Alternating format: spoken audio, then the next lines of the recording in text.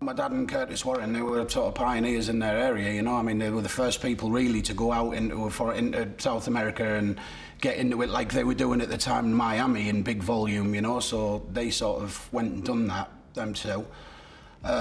What sort of working relationship they had, I know they'd done a few deals together, you know what I mean. They never necessarily started off together, but their paths crossed when they were climbing the ladder, so to speak. And yeah, they ended up doing quite a few things together.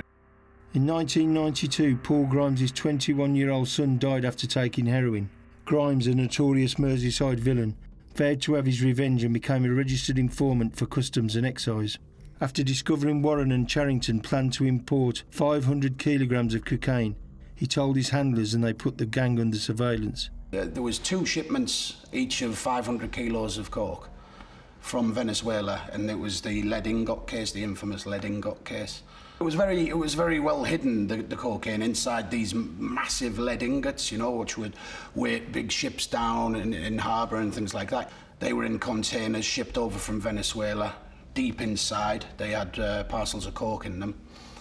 So one shipment got through at 500 kilo, and they caught the other one. Yeah, so that was down to Paul Grimes being an informer. You know, that went to trial. Obviously, the first shipment had got through, and my dad's brother, my Uncle David, he was still out. I don't think he was arrested at that time, you know. I think he got wind of it and he was off. So he was able to deal with that shipment, you know, especially my dad's side of it and his. So after the case fell apart, my old man was able to sort of collect his cash and then emigrate, you know, get out of the country sharpish. But it was down to the testimony of Harry Naggs and Ian Whedon that the whole case fell apart. Charrington had been a registered informant for Detective Sergeant Ian Whedon and Detective Inspector Harry Naggs, and they had pleaded with the court to allow him to continue in his role, as they wanted to arrest UK villains involved with the South American cartels. The pleas were successful, and when Charrington walked free, the case against Warren collapsed. A few months later, Naggs was seen by Customs at Dover, driving a £70,000 BMW into the country. The luxury German car was registered in the name of Brian Charrington. According to his son, Charrington had been friends with both officers for years. A story I remember him telling me, he coupled up with a police officer called Ian Whedon, who was a PC at the time, which he sort of later formed a gang called the Sledgehammer Gang with. So as Ian would be out on his routes of an evening, patrolling, they'd go and wreck a jewellery shop. My dad would go and hit it up with a sledgehammer, steal all the goods, and wait for Ian to put the call in, you know what I mean? So hence letting him get away from it all. So they had a good system set up between them, and I guess they sort of grew from there with everything that they'd done together, you know. Because the authorities believed that Charrington was a bona fide informant involved in the South American cartels, he and his family were moved to Australia for their own safety. However, the Charringtons didn't settle and were soon back in Europe plying their illicit trade. Me, my mum, my 2 younger brothers and my dad, we all went to Australia. We intended on staying there. We went to Perth, we toured a little bit, you know. But it just didn't feel like home at the end of the day, so, you know, we stayed around 4-5 months over there, went to Spain, and that's where we settled. And that was really where my journey began with my dad, you know, where he sort of took me under his wing then at that point. We sort of stayed clean for a while, and I sort of got close to my dad, like I was saying. And then we said, you know, he said, should we get into this? And I think he was itchy. He loves the game, you know, he loves being involved in the smuggling world. He loves being able to plan things out and to be able to sort of make things happen like that. So yeah, we ended up then again working from Morocco with the hash. He had the contacts in Morocco anyway, so they were laying dormant all that time, you know. But it was fun going over there and being introduced to all that world, that sort of Arab world and a different culture, and then getting right in with the younger generation. The old man who my dad was working with, I was involved with his sons, you know, so we'd sort of upped it another level. We bought this enormous ship called the Simon de Dancer. We put a bottom in the ship so that it would, if there was any issues, anyone boarding or any issues at all, it would open and the cargo would fall. So it was all pretty well thought out. That ship got sent to Morocco, picked up 4,000 kilos of hash. It was caught off the coast. For that case, my dad was then arrested.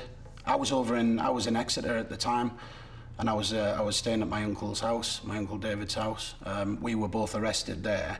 My dad was arrested in Spain, and obviously the whole crew and the boat had been confiscated.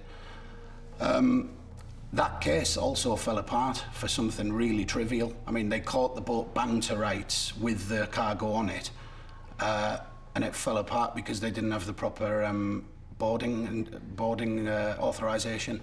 So for something so trivial, again, my dad was let free. We all were at that point, and you know, the name Teflon Don sort of become a bit more of a name that stuck.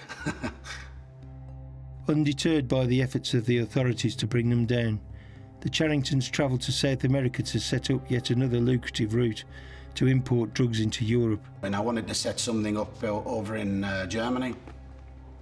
So me and my dad spoke about it. He said, okay, we'll go over to South America. So I acquired myself a false passport under the name Michael Crozier. Went over to South America and sorted out a few things there. I mean, an amazing place, and the guys we were actually dealing with who we'd not met, these are these real old school sort of big time coke people, you know. I mean, fascinating big ranches that they owned. As far as the eye could see, stables with horses, each of $100,000, you know. We sat there one evening with this boss, call him the Jefe, you know. And we're doing all kinds of chicken fighting there and cockfighting and stuff, and the guys there with just piles and piles, tens and tens of thousands of dollars just betting, crazy, you know. So it was an experience to go there and to be involved in that from the ground up. And I had a friend who was a pilot for Lufthansa, so he was prepared to bring the merchandise for me over to Germany. And the first shipment sent 50 kilos of coke. I mean, I guess you could say it's probably worth about $1 million to us at that point. That cocaine arrived. When I went to pick it up in a warehouse, I got arrested there with another guy who was just a driver. My intention was to take it to Frankfurt and put it on a helicopter, which I had on standby, and send it over to Holland, you know. So I was arrested for that, convicted, arrested under the name of Michael Crozier, because I went over to Germany with my false passport. I ended up spending 1.5 years on that name, convicted as Michael Crozier. So I was really happy at that point, thinking, you know, I was sentenced to 7 years and 3 months for that crime. And I was quite happy thinking that my name would be clear anyway, at the end of it. Anyway, down to the people who were visiting me in Germany, I guess they figured out who I was. I was sent this file about this big with my whole history of my family tree. They knew more about my family history than I did, in fact.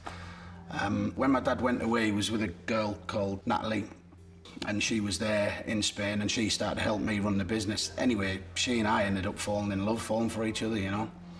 And this just became so difficult for us. You know, me and my dad had such a close relationship since I'm a young man. Natalie and I falling in love was just like totally, it just threw us for a six, really, you know. And I had to say something. I had to tell my dad, you know, hey, this is for real here, you know. It's confusing. Natalie and I are still together, and we have 3 beautiful daughters, 10 years on, you know. But he still couldn't get over that. He couldn't get past that. Anyway, one night it ended up coming to a head, and we fought, and I ended up hospitalising my dad, unfortunately, you know. Initially, Brian Charrington Jnr. vented his anger on Natalie. Still dissatisfied, he sent a gang of henchmen to punish his son. There was some guys sent round to my house to... What their intentions were remains unclear, but they turned up with knives, duct tape, got hold of my missus while my little daughter's in bed, put a knife to her throat. It was only because of her pure screaming and fighting, alerting the neighbours and that they had to run off. They had no choice, but, you know, God knows what would have happened. Later on, I was outside of my house. I just bought a new car, just bought a new Jaguar, so I was messing around with the boot. Van pulls up, door opens, bang, I'm in there, getting just pummeled, beaten.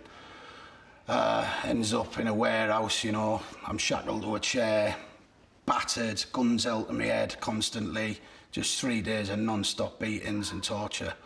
I mean, I don't want to be too graphic, you know what I mean? It was guns going up my arse, and it was just a terrible ordeal, terrible ordeal. And so, you know, this was because of hospitalising my dad, obviously. There were no demands for money? There were no demands, no. It was a simple, you know, telling off. And that's how he chose to spank me. This is the sort of character that my dad became later on, you know, an extremely violent and just an awful kind of guy, really.